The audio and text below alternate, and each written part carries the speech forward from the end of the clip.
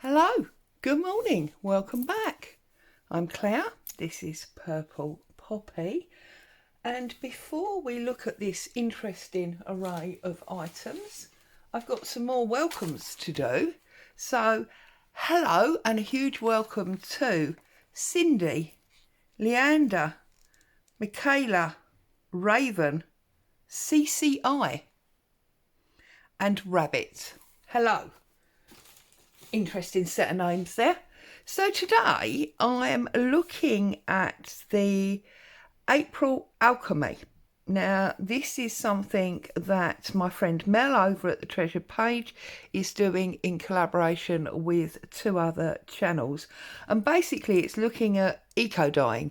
So it's looking at ways we can use standard everyday things from nature, such as carrots, to dye paper. So as you can see, I'm working with 75-gram standard printer paper.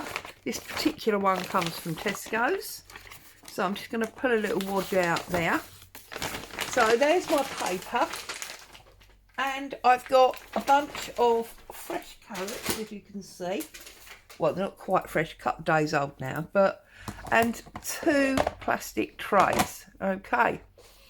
So now I'm going to invite you to walk with me to my kitchen and we'll see what I've been doing.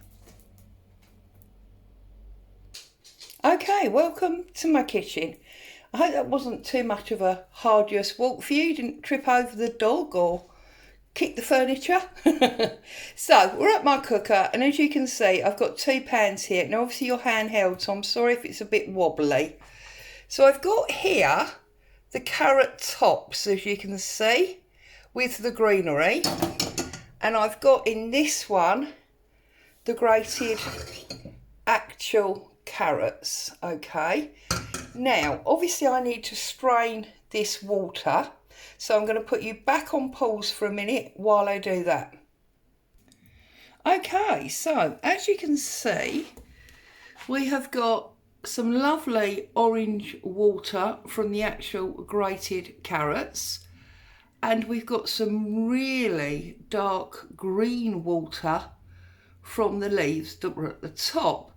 Now I have heard that adding bicarbonate of soda or sodium bicarbonate to these can change the colour, so excuse the wobble. Because of my soap making, I have quite a large tub of bicarb, so I'm going to add some in and we'll see what happens. So I'm going to use a standard dessert spoon, and I'm going to put a fairly even dessert spoon into each of the white cups. I know it's a bit wobbly, I do apologise, but obviously I've got no stand in here. And then I'm going to put another one in that cup there. Okay, so now what I'm going to do is put some of each of the juices in to the bicarb.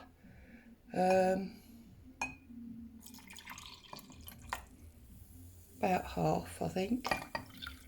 So we've got plenty of testing on both of them, and we'll give that a mix up. Now that to me doesn't seem to have changed. Oh, actually, yes it has. Look how much darker the one with the bicarb in is. It's almost a brown colour. So that's going to be very interesting, isn't it? Just okay, we'll do some dyeing with these in a minute. So that's how the orange one has changed. Sorry, I'm working on the chopping board here, look. Okay, we'll see what happens. Now let's do the green one.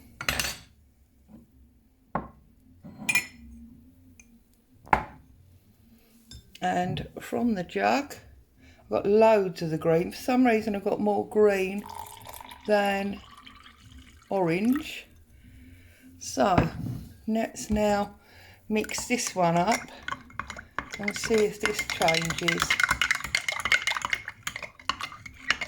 So technically I'm doing 4 experiments because I've used only the carrots. We use the tops to get the green, the actual carrot to get the orange, and then the white cups have got the bicarb in, and the glass jars or jugs have got the neat juice out of the saucepan. Now I used 4 carrots and 6 carrot tops, and I used 1.5 pints of water in each. I boiled them for 30 minutes and then I left them in their water overnight, and this is the result. Now I'm going to put you on pause again while I grab some paper, because I want to do some paper on plastic trays. That's why you saw the black plastic trays.